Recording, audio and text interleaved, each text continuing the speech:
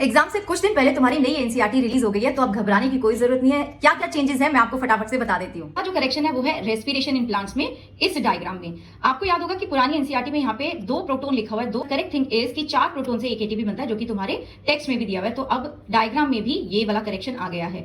दूसरा करेक्शन आपको देखने को मिलेगा cell the unit of life में। जब हम सेल थियरी की बात करते हैं, व्हेन वी टॉक अबाउट श्वान, तो यहाँ पे लिखा हुआ है ब्रिटिश जूलॉजिस्ट, लेकिन अब आपको करेक्शन दे दिया गया है जर्मन जूलॉजिस्ट। तो ये आपका नया एक अपडेट हो गया।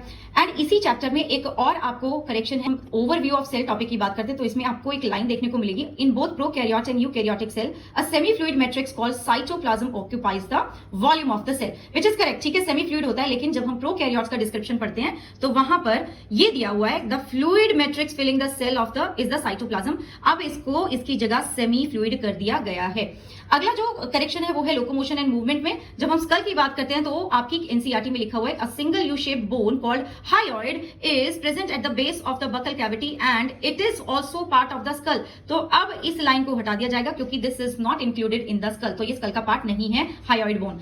अगला जो करेक्शन है वो है केमिकल कोऑर्डिनेशन में, जहां पर हम देखते हैं कि एड्रीनल ग्लैंड्स में लिखा हुआ है कि जो इंटीरियर पार्ट होता है आपके किडनी का, वहां पर आपके ये एड्रीनल ग्लैंड्स होते हैं, बल्कि इसकी जगह करेक्शन कर दिया है कि एड्रीनल ग्लैंड्स किडनी के ऊपर होते हैं, अबव होते हैं, इंटीरियर पार्ट पर नहीं। और एक और करेक्शन है ह्यूमन रिप्रोडक्शन में, जहां ओवरी का डायग्राम दिया है।